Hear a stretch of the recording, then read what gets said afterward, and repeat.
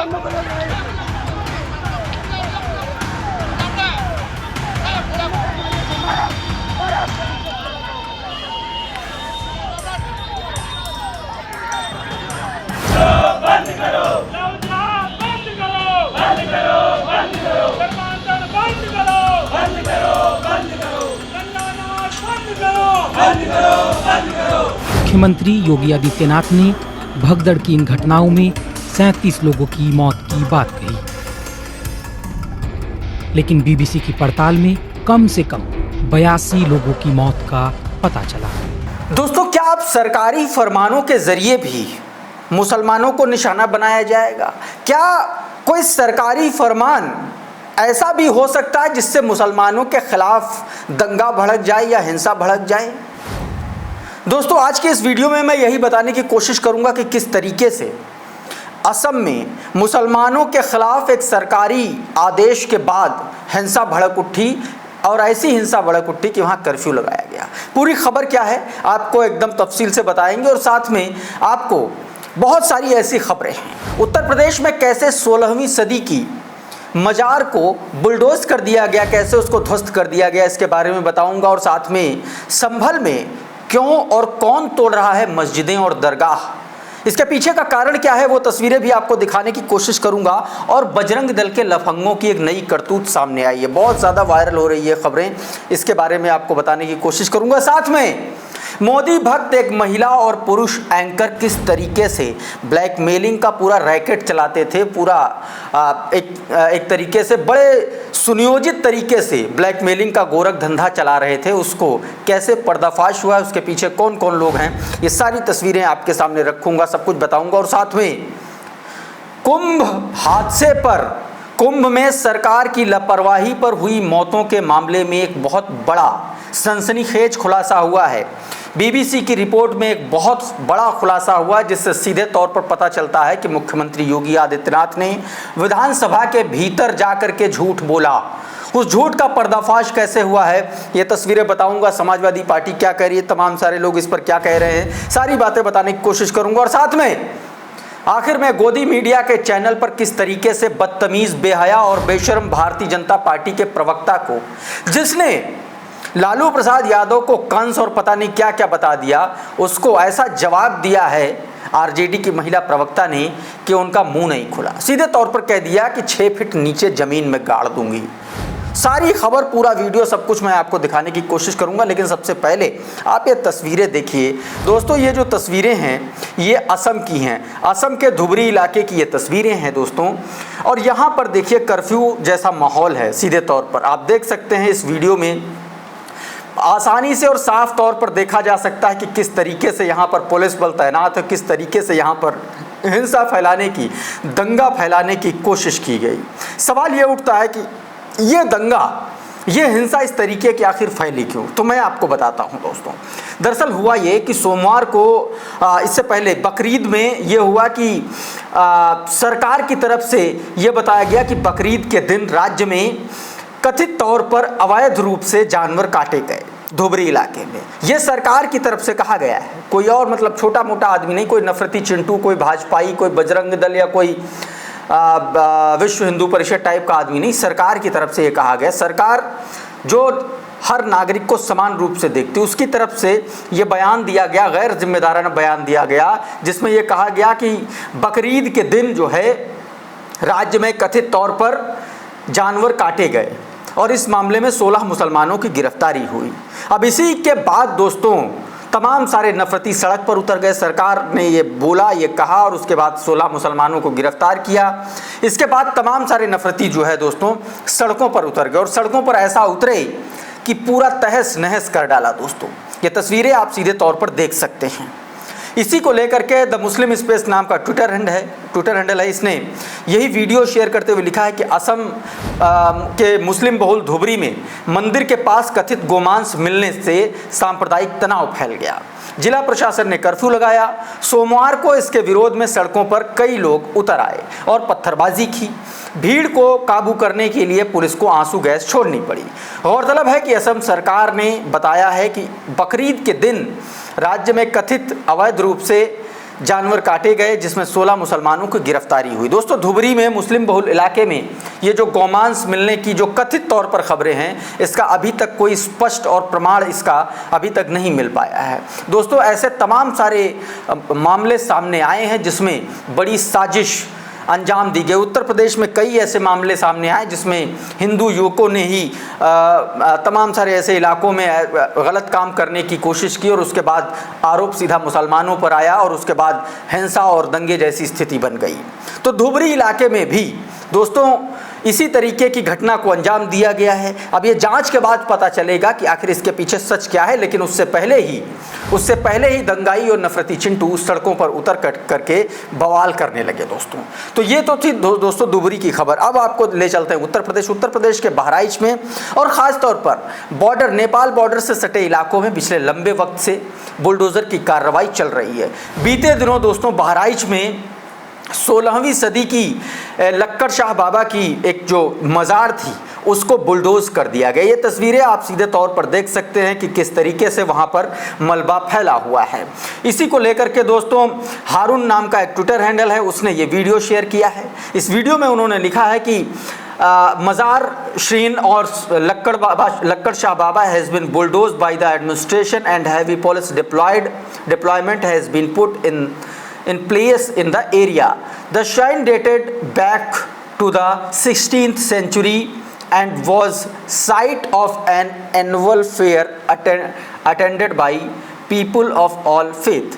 सालाना यहाँ पर लोग इकट्ठा होते थे, सारी चीज़ें होती थी और उस जगह को जो है दोस्तों बुलडोज कर दिया गया। इस तरीके की ये वीडियो आप सामने देख सकते हैं। दोस्तों, उधर पश्चिमी उत्तर प्रदेश के संभल में प्रशासन की कार्रवाई लगातार चल रही है। लगातार दरगाह और मस्जिदों को, ऐसी इमारतों को जो अवैध अतिक्रमण कर रखा है, जो जितना हिस्सा अवैध अतिक्रमण है उस पर एक्शन हो रहा है। इसी के मद्देनज़र दोस्तों बीते दिनों संभल में जो सड़क के किनारे अवैध हिस्सा था मस्जिद का और दरगाह का, उसको जो है बुलडोज किया गया, उसको तोड़ा गया। और इसको तोड़ने वाला कोई और नहीं है, खुद ही मस्जिद के मुतव्वली द्वारा ये तोड़ दिया गया। दोस्तों, ये तस्वीरें देखिए, आप सीधे तौर पर अपनी स्क्रीन पर देख सकते हैं कि किस तरीके से मस्जिद और दरगाह के आसपास का जो अवैध हिस्सा था, जो अतिक्रमण की जद में था, जो रजिस्टर्ड नहीं था, उसको खुद मुतव्वली ने तोड़ दिया। अब इसी वीडियो को ट्वीट करते हुए दैनिक भास्कर के पत्रकार सचिन गुप्ता लिखते हैं कि संभल जिले में सड़क पर बने मस्जिद और दरगाह के ज्यादा यानी कि अवैध हिस्से को मुतव्वली द्वारा खुद ही बुलडोज कर दिया गया। मंदिर के बाहर जो भी अवैध निर्माण था उसको लोग खुद हटा रहे हैं। इसे जो है सड़क चौड़ीकरण के लिए एक्शन के तौर पर देखा जा रहा है। दोस्तों, ऐसा नहीं है कि मस्जिद और मंदिर दोनों इलाकों में जो भी अवैध अतिक्रमण है, अवैध निर्माण है, उसको हटाया जाएगा और उसको तोड़ा जाएगा। और उससे पहले ही इस तरीके की कार्रवाई सामने आ रही है। दोस्तों, उत्तर प्रदेश से बढ़ते थोड़ा सा राजस्थान की तरफ। राजस्थान में बजरंग दल के नफरती चिंटुओं ने एक नया कारनामा कर दिया। दोस्तों, एक होटल में एक कार्यक्रम का आयोजन चल रहा था और उसमें ये गुंडे पहुंच गए और वहां पर लव जिहाद और धर्म परिवर्तन के आरोप लगाते हुए नारे लगाने लगे। अच्छा, इनकी आदत है, ये बेशर्मों की तरह, निर्लज्जों की तरह कहीं भी पहुंच जाते हैं। किसी के भी व्यक्तिगत कार्यक्रम में पहुंच जाएंगे, किसी के घर में घुस जाएंगे लठैतों की तरह, किसी के अपने खुद के जो प्राइवेट स्पेस है वहां पर घुस जाएंगे। और यही स्थिति इन गुंडों ने, निर्लज्जों ने यही स्थिति यहां पर भी कर दी। दोस्तों, ये तस्वीरें आप सीधे तौर पर देख सकते हैं। ये तस्वीरें राजस्थान के कोटा की बताई जा रही हैं। द मुस्लिम नाम का ट्विटर हैंडल है, उसने ये तस्वीरें, ये वीडियो शेयर किया है जिसमें लिखा है कि राजस्थान के कोटा में वीएचपी और बजरंग दल ने एक होटल में आयोजित कार्यक्रम के विरोध में लव जिहाद और धर्म परिवर्तन की साजिश के नारे लगाने शुरू कर दिए। दोस्तों, इस तरीके की ये तस्वीरें राजस्थान से सामने आई हैं। और अब बात करते हैं दोस्तों गोदी मीडिया के दो एंकरों की क्या, दो ब्लैकमेलर्स की, जिन्होंने जिस चैनल में काम करते थे उसी चैनल के लोगों को इन लोगों ने ब्लैकमेल किया। और छोटा मोटा ब्लैकमेल नहीं, 65 करोड़ रुपए की रंगदारी एक तरीके से मांगी है। दोस्तों, ये पूरा मामला national television channel Bharat 24 channel से जुड़ा हुआ है। भारत 24 चैनल की एक एंकर है जिसका नाम है साजिया निशार। साजिया निशार बहुत कट्टर मोदी भक्त बताई जाती हैं। इनके तमाम सारे ऐसे ट्वीट्स हैं जो सीधे तौर पर बताए और दिखाए गए हैं। आगे मैं आपको अभी दिखाऊंगा कि किस तरीके से मोदी के पक्ष में बैटिंग करती हैं। अब जो है साजिया निसार और इनका साथी, इनके गैंग का जो सरगना है आदर्श झा, इन दोनों ने मिलकर के किस तरीके से भारत 24 चैनल को एक तरीके से उसने रंगदारी मांगी, उसको ब्लैकमेल किया, उनके संपादक पर हैरेसमेंट का केस लगाने के लिए रेप का आरोप लगाते हुए तमाम सारी कंप्लेंट की। और उस तमाम सारी कंप्लेंट की रिकॉर्डिंग इन लोगों के पास है कि किस तरीके से साजिया निसार नाम की महिला किस तरीके से संपादकों को, जो संपादक हैं वहाँ के सैयद उमर, उनको लगातार धमकी दी जा रही थी। लगातार ये कहा जा रहा था कि रेप का मुकदमा करा देंगे, शोषण का मुकदमा कराएंगे। और उसके बाद ये जो धमकियां भरी हैं, इन तमाम सारी धमकियों के बाद जब 65 करोड़ रुपए की इन दोनों ने रंगदारी मांगी, तो उसके बाद से इनको नोएडा पुलिस ने अरेस्ट कर लिया। अब इसी को लेकर के काविस अजीज ने ये तस्वीरें शेयर की है साजिया निसार की, जिसमें लिखा है कि भारत 24 की एंकर साजिया निसार ने, जो पूर्व में रिपब्लिक भारत की में भी थी, को ब्लैकमेलिंग और उगाही सिंडिकेट चलाने के आरोप में नोएडा पुलिस ने गिरफ्तार किया है। साजिया के घर की तलाशी में पुलिस को 34,50,000 रुपए की नकदी भी बरामद हुई है। साजिया जिस चैनल में काम कर रही थी, उस चैनल से 65 करोड़ रुपए मांग कर ब्लैकमेल कर रही थी। तमाम इस तरीके की तमाम सारी खबरें हैं। अब ये देखिए, अखबारों में भी इस तरीके की खबरें दोस्तों छप गई हैं। ये भड़ास फॉर मीडिया नाम की जो वेबसाइट है, जो मीडिया की खबरों पर अंदर की खबरों और उनकी कानाफूसी के लिए, अंदर की खबरों के लिए जानी जाती है, उसकी ये खबर है जिसने सीधे तौर पर लिखा है कि एंकर साजिया निसार और आदर्श झा रंगदारी ब्लैकमेलिंग के आरोप में गिरफ्तार हुए हैं। इस पर नरेंद्र नाथ मिश्रा लिखते हैं कि नोएडा पुलिस ने 2 लीडिंग पत्रकार एंकर को अरेस्ट किया। जगदीश चंद्रा के चैनल में मैनेजमेंट की शिकायत पर इन पर कई संगीन आरोप लगाए, लेकिन दूसरे पक्ष की बात अभी तक नहीं आई है, उसे भी सुनना चाहिए। इन्होंने दूसरी भी बात की है दोस्तों। अब इसी को लेकर के सरल व्यंग का जो नाम का जो ट्विटर हैंडल है, उसने सीधे तौर पर साजिया निसार का एक ट्वीट निकाला। साजिया निसार का पुराना ट्वीट है 2022 का, 2 अगस्त 2022 का ट्वीट है, जिसमें उन्होंने अपने ट्वीट में लिखा है कि जुड़े पीएम मोदी के साथ इस आज़ादी के महोत्सव में हमने डीपी बदल दी है, क्या आपने किया? टैग करके मुझे बताएं। इस तरीके से मोदी के पक्ष में ये बैटिंग करने के लिए जानी जाती हैं। अब इसी को लेकर के सरल व्यंग ने लिखा है कि प्रधानमंत्री मोदी जी की बिग फैन पत्रकार साजिया निसार को 65 करोड़ की रंगदारी मांगने के आरोप में गिरफ्तार किया गया। और साथ में दैनिक जागरण खबर की एक हेडलाइन लगाई है, जिससे भी ये बात पुख्ता होती है कि साजिया निसार और आदर्श झा को गिरफ्तार किया गया है दोस्तों। और अब बात करते हैं एक और बड़ी खबर से जुड़ी दोस्तों। अमेरिका लगातार ट्रंप भारत को नीचा दिखाने की कोशिश कर रहे हैं। अब अमेरिका से कुछ ऐसी तस्वीरें सामने आई हैं जिससे ये पता चल रहा है कि भारतीयों के साथ कैसा दुर्व्यवहार हो रहा है। दोस्तों, आपको पता है कि बीते दिनों किस तरीके से अमेरिका के विमानों के जरिए भारत जो भारतीय अवैध तरीके से रह रहे थे, उनको किस तरीके से बेइज्जत करके, उनको हथकड़ी पहना करके भारत में भेजा गया था। अब देखिए, इस तरीके की तस्वीरें सामने आ रही हैं जिसमें एक भारतीय को अमेरिकी पुलिस जो है जमीन पर पटक कर उसको हथकड़ी लगाती हुई नजर आ रही है। और दूसरी तरफ दोस्तों, इसी को लेकर के कांग्रेस पार्टी के राष्ट्रीय प्रवक्ता सुरेंद्र राजपूत ने इस तस्वीर को और एक और तस्वीर को पोस्ट करते हुए प्रधानमंत्री नरेंद्र मोदी और भारतीय जनता पार्टी की सरकार पर निशाना साधा है, जिसमें एक तरफ जमीन पर पटका गया भारतीय है और दूसरी तरफ ट्रंप के लिए हवन पूजन करते नारंगी साधु संत। अब इसको लेकर के सुरेंद्र राजपूत ने लिखा है कि मोदी जी के दोस्त डोनाल्ड ट्रंप के राष्ट्रपति बनते ही भारत के साथ इतना अपमान भरा व्यवहार क्यों कर रहा है अमेरिका? हिंदुस्तान से आए स्टूडेंट को वहां की पुलिस ने जमीन पर पटका, हथकड़ी लगाई और वापस भेज दिया। ये सब हमारे उस हिंदुस्तान के नागरिकों के साथ हो रहा है जहां के प्रधानमंत्री श्री नरेंद्र मोदी जी अब की बार ट्रंप सरकार का नारा लगाया था और उनके भाजपा वालों ने ट्रंप की जीत के लिए हवन किया था दोस्तों, और इसलिए उन्होंने दोनों तस्वीरें ये शेयर की हैं। दूसरी तरफ दोस्तों, योगी आदित्यनाथ और भारतीय जनता पार्टी की योगी सरकार की कलाई खुल गई है, कलाई खोली है बीबीसी की एक रिपोर्ट ने योगी आदित्यनाथ के उस दावे को नंगा कर दिया जिसमें उन्होंने विधानसभा के भीतर जाकर के कहा था कि कुंभ में भगदड़ के दौरान जो मौनी अमावस्या के दिन जो भगदड़ हुई उसमें मात्र 37 लोगों की मौत हुई है। लेकिन बीबीसी की रिपोर्ट बताती है उसके पास ऐसे तथ्य हैं, ऐसे डॉक्यूमेंट हैं, ऐसे साक्ष्य हैं, सारे के सारी मौतों के साक्ष्य हैं जो बताते हैं कि 37 नहीं 82 लोगों की मौत हुई है दोस्तों। ये बीबीसी की रिपोर्ट है, इसका छोटा सा हिस्सा आप सुनिए और उसके बाद आपको आगे की बात बताता हूँ। मुख्यमंत्री योगी आदित्यनाथ ने भगदड़ की इन घटनाओं में 37 लोगों की मौत की बात कही। लेकिन बीबीसी की पड़ताल में कम से कम 82 लोगों की मौत का पता चला।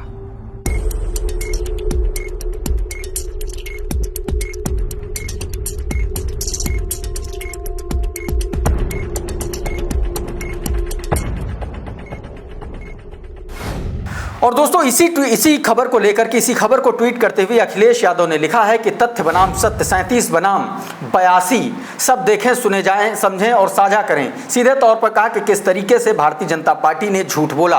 अखिलेश यादव ने ट्वीट करते हुए लिखा कि भाजपा आत्ममंथन करे और भाजपाई भी और साथ ही उनके समर्थक भी कि जो लोग किसी भी मृत्यु को लिए झूठ बोल सकते हैं वो झूठ के किस पाताल पर्वत पर चढ़कर अपने को अपने मिथ्या साम्राज्य का मुखिया मान रहे हैं। झूठे आंकड़े देने वाले ऐसे भाजपाइयों पर विश्वास नहीं करेगा। लंबा चौड़ा ट्वीट इस पर किया है दोस्तों। अब इसी को लेकर के सूर्या समाजवादी ने भी यही रिपोर्ट ट्वीट करते हुए लिखा है कि सीएम योगी ने झूठ बोला था कि कुंभ में 37 लोगों की मौत हुई। बीबीसी की नई रिपोर्ट के मुताबिक कुंभ में 82 लोगों की मौत हुई है। अपने को बड़का हिंदू बताने वालों ने अपनी नाकामी छिपाने के लिए हिंदुओं की मौत के आंकड़े छिपा लिए।